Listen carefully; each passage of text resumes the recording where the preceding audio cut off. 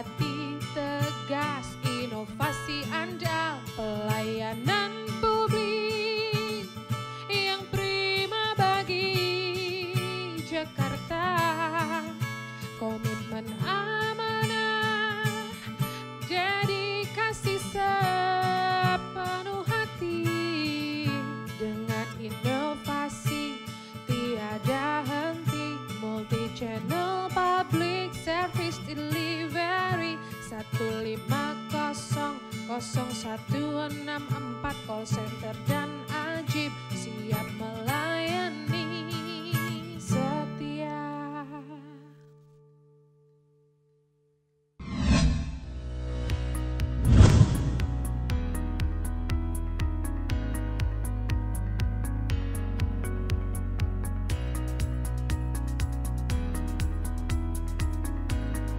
Pemirsa, apa kabar? Sehat dan semangat selalu ya. Pandemi COVID-19 telah melahirkan berbagai cara baru bagi kita untuk berinteraksi dalam kehidupan bersosial maupun bermasyarakat. Bagi sebagian orang, ada yang menjadi lebih produktif ketika pandemi ini. Namun bagi sebagian yang lainnya, justru merasakan dampak yang cukup signifikan terhadap berbagai kegiatan yang biasa dilaluinya. Pandemi COVID-19 telah memaksa kita untuk terus meningkatkan kemampuan dalam literasi digital. Pemirsa pasti setuju nih, ketika pandemi ini kita jadi lebih sering untuk berbelanja makanan minuman secara online ya, untuk menemani kita bekerja dari rumah ataupun belajar di rumah. Berbagai produk makanan dan minuman yang dahulu hanya bisa dinikmati di tempat, saat ini tumbuh menjamur dengan berbagai macam pilihan yang bisa dipesan melalui platform digital. Di episode kali ini, saya akan berbincang dengan seorang konsultan bisnis makanan dan minuman, salah satu pendiri dari Jakarta Culinary Project, Rio Sitepu. Halo Bang Rio, apa kabar?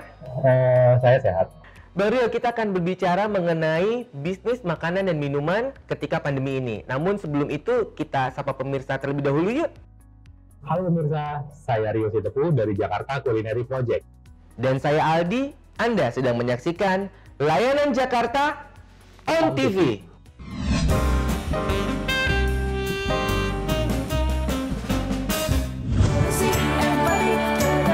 Inovasi Anda, solusi empati, tegas inovasi Anda, solusi empati, tegas inovasi Anda, solusi empati, tegas inovasi Anda.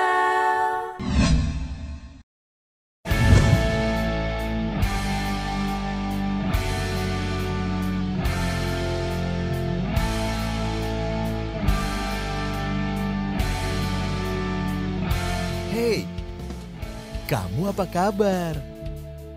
Sudah lama ya kita tidak bertemu? Aku berharap kamu melihat informasi ini dengan berjarak 1 meter dari orang lain. Dan aku yakin kamu telah mencuci tanganmu sesering mungkin untuk menghindari virus corona. Ya, virus corona masih ada. Tetap pakai maskermu, karena maskermu melindungi aku, kamu, dan kita.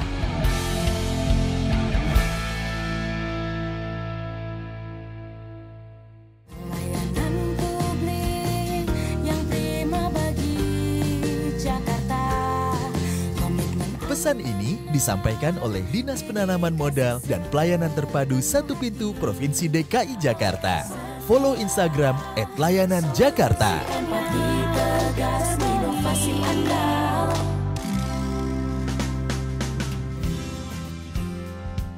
Jakarta Culinary Project. Nah, ini apa nih Bang Rio? Bisa dijelaskan tidak untuk pemirsa Layanan Jakarta on TV? Jakarta Culinary Project itu sebenarnya kita terdiri dari 4 orang, Mas Aldi. Jadi saya ini dengan tiga rekan saya lainnya, kita itu sebelumnya bekerja bersama di sebuah perusahaan F&B. Dari situ kita dengan skill yang berbeda-beda, ada dari chefnya juga, terus ada dari marketing, desainer, dan operation. Kita tuh pengen bikin sesuatu sebagai apa ya, F&B konsultan gitu. Jadi dari situ kita terbentuklah si Jakarta Culinary Project. Bang Rio, tadi sebelumnya disampaikan bahwa Jakarta Culinary Project itu terdiri dari 4 pribadi yang memiliki profesi yang berbeda-beda. Lalu apa nih yang menjadi kekuatan sehingga akhirnya membuat kalian untuk bersatu dan memiliki visi dan misi yang sama? Oke. Kita berempat ini memiliki skill yang berbeda-beda ya, dari mulai ada yang tadi operation, marketing, dan ada chefnya juga gitu. Tapi dari ini semua, pada saat kita bekerja itu yang satu benar-benar kita miliki sama-sama itu makanan. Enaknya makanan, gimana caranya bikin, ini makanannya kurang apa, ini makanannya harusnya presentasinya seperti apa. Nah dari situ deh kita benar-benar pengen menjalankan ini secara lebih serius di pengembangan Jakarta Culinary Project. Wah pemirsa, ternyata makananlah yang membuat mereka menjadi bersatu. Seperti itu Bang Rio ya? Betul. Bang Rio, sebagai tim konsultan bisnis makanan dan minuman nih, apa nih yang menjadi tantangan terberat bagi Bang Rio dan tim untuk menjalankan usaha tersebut? Apakah menyatukan pikirannya yang sulit atau memenuhi permintaan konsumen yang lebih sulit, Bang Rio? Oke, Mas Aldi, untuk kita dari Jakarta Culinary Project, tantangannya pasti ada ya. Tantangannya itu banyak. Lebih ke kliennya seperti maunya apa, suka yang berubah-berubah. Jadi kalau kita misalnya, Mas Aldi tahu gitu, kalau Mas Aldi bilang A pada misalnya kemarin gitu ya, atau pada hari ini ngomong bisa nggak kayak begini gitu, tiba-tiba ngelihat tuh jalan-jalan kan, ke customer-nya jalan-jalan, terus tiba-tiba dia ngelihat, oh bisa nggak dirubah jadi seperti ini. Nah dari situ kita coba kasih pengertian kembali Mas Aldi kepada kliennya. Kita kasih data-data, kita kasih market risetnya seperti apa, dan kita kasih bagaimana caranya ini lebih baik kita jalankan seperti ini gitu. Kita kasih penjelasan berdasarkan data sih Mas Aldi, lebih ke situ sih. Tetap dengan memfokuskan konsep yang awal tetap kita jalanin. Mungkin ada masukan lagi dari klien yang bisa kita, yang mana yang bagus ya bisa kita tambah-tambahin. Jadi kayak kita bikin win-win solution. Lebih seperti itu sih Mas Aldi. Wah, jadi permintaan klien itu macam-macam sekali Bang Rio ya. Jadi kadang-kadang A, kadang-kadang B, kadang-kadang C, kadang-kadang A, B, C, D. Seperti itu Bang Rio ya. Iya Mas Aldi, benar. Pemirsa, semakin menarik, kita akan kembali setelah yang satu ini. Relaksasi perizinan IUMK dapat dimanfaatkan oleh seluruh pelaku usaha mikro dan kecil di Jakarta melalui simplifikasi persyaratan perizinan dan inovasi layanan antarjemput izin bermotor atau AJIB. Pelaku usaha cukup menunjukkan KTP, kemudian petugas AJIB akan melakukan asistensi terhadap pengajuan perizinan secara langsung di lokasi usaha. Dan IUMK dapat diterbitkan hanya dalam hitungan jam. IUMK memberikan kepastian dan perlindungan hukum kepada pelaku usaha mikro dan kecil, serta sebagai landasan dalam kesempatan memperoleh modal usaha berupa perkreditan perbankan sektor produktif.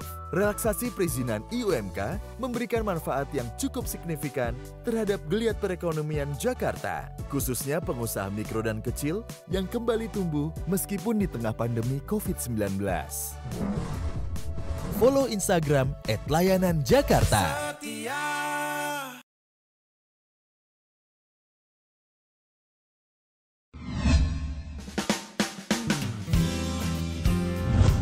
Pemirsa, masih di layanan Jakarta One TV dan saat ini kita juga masih terhubung secara virtual dengan konsultan bisnis makanan dan minuman Rio Stepu.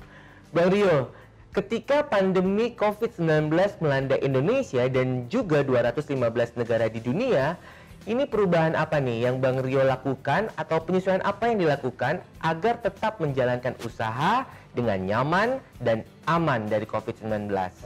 Baik Mas Aldi, untuk kita sebagai warga negara yang baik sudah pasti ya mengikuti arahan dari pemerintah, baik itu mengenakan masker, mencuci tangan, dan menjaga kebersihan.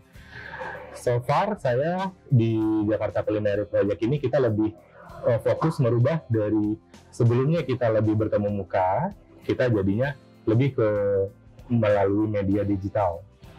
Jadi kayak kita berdasarkan meeting-meeting online kita buat, terus laporan-laporannya lebih kita bikin bisa sharing secara online, semuanya seperti itu.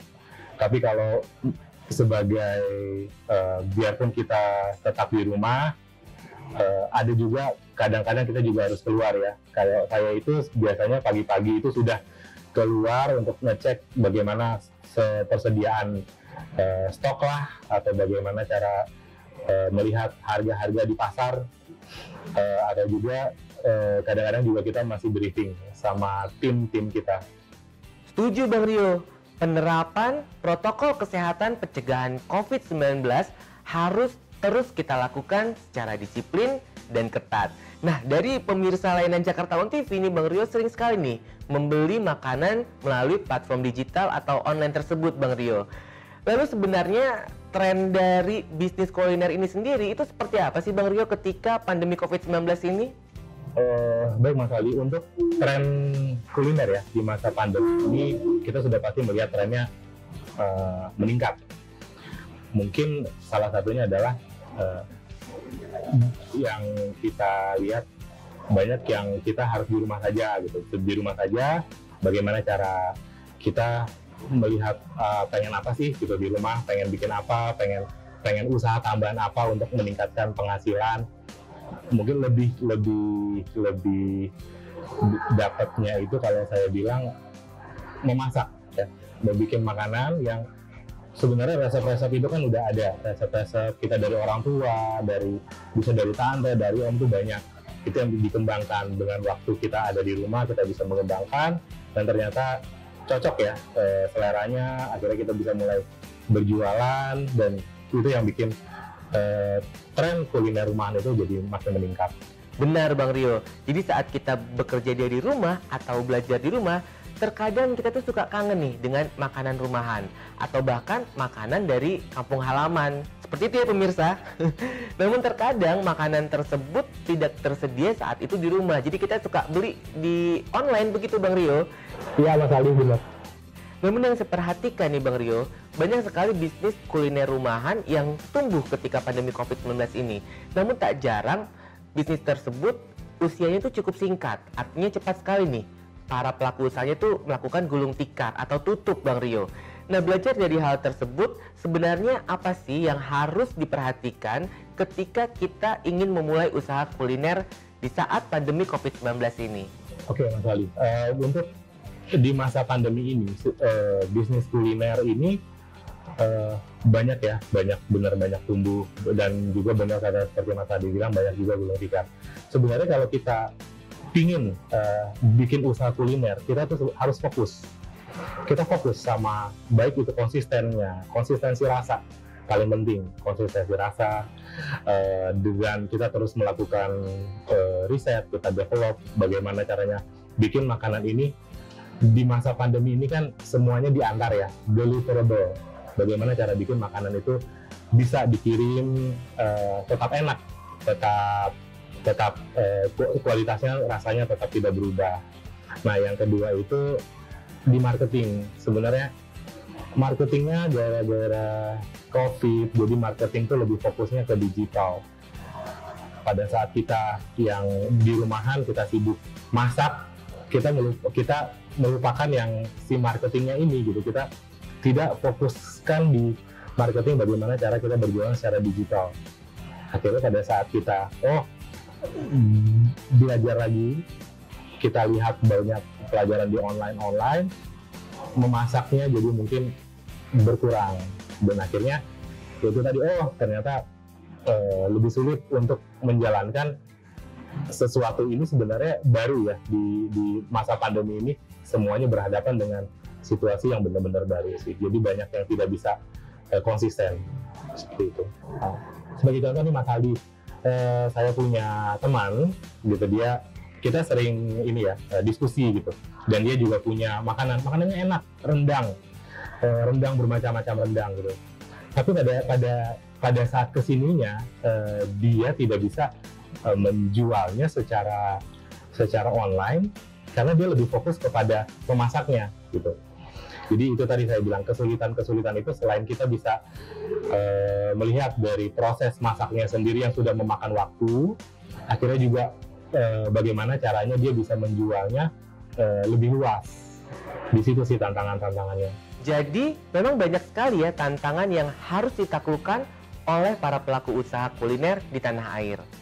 Pemirsa, kita akan kembali setelah yang satu ini. Halo warga Jakarta, Bang Soleh dan Pok Lucy punya kabar bahagia nih. Setelah terbukti mempermudah proses perizinan di Jakarta, di masa pandemi ini, Ajib hadir dengan pengembangan inovasi layanan yang disesuaikan dengan kebutuhan warga ibu kota. Kini, dengan Ajib, kamu bisa mendapatkan asistensi perizinan dan non-perizinan langsung dari rumah atau kantor kamu secara gratis. Mulai dari permohonan, pengajuan perizinan online sampai dengan izin diterbitkan atau end-to-end proses. Caranya mudah, kamu dapat melakukan permohonan Ajib melalui website pelayanan.jakarta.go.id. Pilih menu pesan Ajib. Petugas Ajib akan mendatangi rumah atau kantor sesuai dengan waktu yang kamu inginkan. Petugas Ajib beroperasi di hari kerja, mulai pukul 8 pagi sampai dengan 3 sore. Saat kamu mengajukan permohonan perizinan melalui inovasi layanan Ajib, pastikan kamu menerapkan protokol kesehatan dan tetap disiplin 3M untuk melindungi diri dan orang sekitarmu dari penyebaran COVID-19. Urus izin di Jakarta, diajibin aja. Pesan ini disampaikan oleh Dinas Penanaman Modal dan Pelayanan Terpadu Satu Pintu Provinsi DKI Jakarta. Follow Instagram @layananjakarta.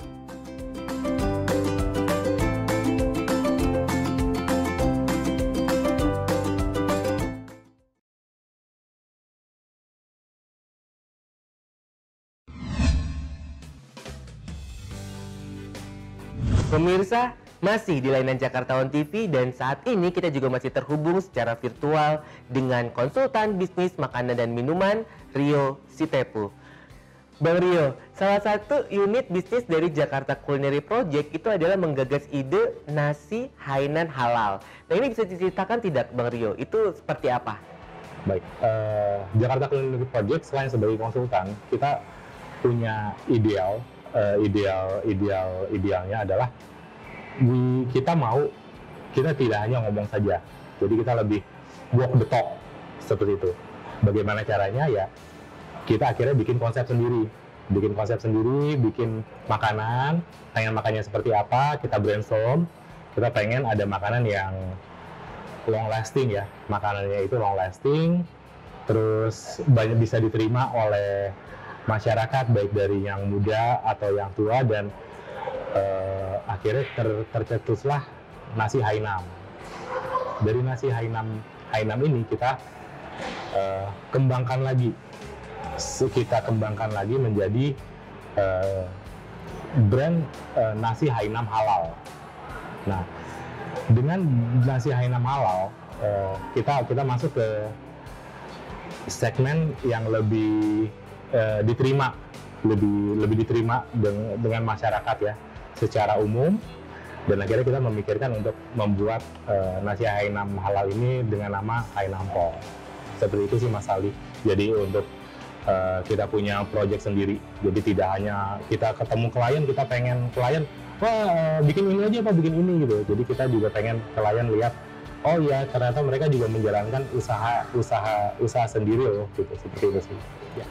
Oke Mas Aldi, sekarang giliran saya nanya, kalau misalnya sebagai bikin usaha ya, kita bikin usaha itu kita dibutuhkan itu perizinan. Sebenarnya kalau kita dari F&B itu perizinan itu banyak Mas Aldi, tapi aku sebenarnya pengen tahu sebenarnya untuk bikin untuk perizinan yang skala kecil atau bisnis rumahan itu butuhnya perizinan apa sih Mas Aldi untuk F&B? Baik Bang Rio, Jadi untuk usaha rumahan atau usaha mikro dan kecil, maka perizinan yang dibutuhkan adalah izin usaha mikro dan kecil atau UMK. UMK diberikan dengan kriteria modal usaha maksimal sebesar 500 juta rupiah dan omset maksimal sebesar 2,5 miliar rupiah. Dan pekerja yang dipekerjakan itu tidak boleh melebihi 19 orang, Bang Rio. Selain itu, UMK juga diberikan sesuai dengan jenis dan kegiatan usahanya. Misalnya nih Bang Rio, untuk bisnis F&B ini, maka yang dapat diberikan UMK itu seperti warteg, warung makan, kedai kopi, bakery skala kecil, dan lain sebagainya. UMK dapat diajukan secara online melalui website jakevo.jakarta.go.id. Dan Bang Rio serta pemirsa ini juga dapat menggunakan inovasi layanan antar jemput izin bermotor atau AJIB, di mana petugas AJIB akan melakukan pendampingan atau asistensi pengurusan izin mulai dari permohonan sampai dengan izin diterbitkan atau end-to-end proses secara langsung dari rumah atau tempat usaha pemohon. Urus izin di Jakarta, diajibin aja. Seperti itu Bang Rio. Bang Rio, saya akan melanjutkan dengan pertanyaan yang lainnya nih Bang Rio. Bagaimana proyeksi dari bisnis makanan dan minuman di Indonesia dan di Jakarta pada khususnya? Iya Mas Ali, kalau saya lihat bisnis F&B itu akan selalu menjadi bisnis yang bisnis yang sangat menjanjikan. Akan selalu menjadi bisnis yang sangat menjanjikan. Kenapa? Orang butuh makan, betul nggak? Jadi kalau misalnya kita lihat, cuman perubahannya adalah mungkin kita tidak tahu kapan pandemi ini akan berakhir. Fokusnya adalah lebih ke pengiriman makanan, delivery makanan. Yang lebih fokus kepada online delivery akan menciptakan berbagai macam produk-produk F&B yang baru yang lebih mudah dinikmatin, lebih gampang dan lebih cepat dengan proses yang lebih mudah ya, pengiriman maksudnya. Proses online delivery ini yang bisa bikin dari mana saja kita bisa mendapatkan makanan. Kita akan selalu melihat kebutuhan untuk makanan itu akan selalu ada di masyarakat. Apapun itu pilihannya, kita akan selalu ditawarkan dengan berbagai, malah sekarang tuh semakin banyak menu-menu variasi, inovasi makanan. Kalau kita bilang ada fusion ya, kayak misalnya saya di Hainampol ini kita ada ayam crispy dengan sambal matah, tapi tetap pakai nasi Hainam seperti itu. Jadi akan selalu berkembang. Dan dengan adanya platform online delivery memudahkan kita untuk memilih makanan lebih banyak, lebih cepat dan lebih nyaman. Bisnis makanan dan minuman akan selalu menjadi bisnis yang menjanjikan. Luar biasa Bang Rio. Bang Rio, sebelum kita mengakhiri episode kita pada kesempatan kali ini, apa nih pesan yang ingin Bang Rio sampaikan kepada masyarakat dan juga pemirsa layanan Jakarta On TV, khususnya kepada mereka yang ingin memulai usaha kuliner di tanah air? Oke Mas Ali, kalau kita bicara tentang bagaimana membuka usaha kuliner itu, sebenarnya ya satu, kita pasti harus ada partner. Seperti yang saya bilang, kalau misalnya kita fokusnya di masak aja, akhirnya bahkan banyak yang ketinggalan ya, yang tidak bisa kita pegang. Jadi pastikan ada partner. Yang kedua, kita selalu berinovasi. Kita ceritakan makanan kita seperti apa, bagaimana rasanya, bagaimana cara penyajiannya, itu kita ceritakan secara. Dan yang berikutnya itu kualitas, konsistensi rasa yang harus selalu kita jaga.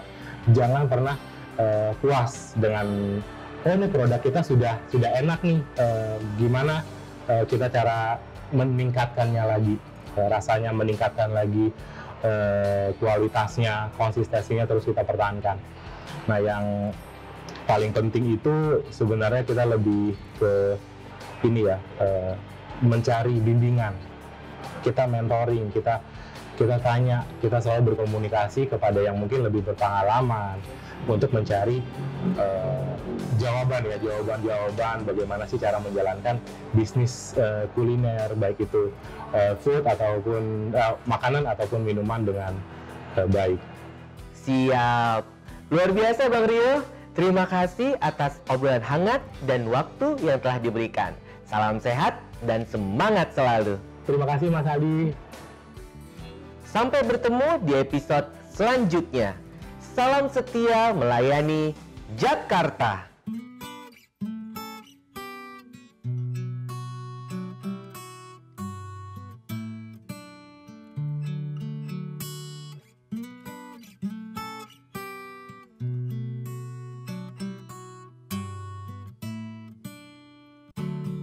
Syukuri apa yang ada, hidup adalah anugerah.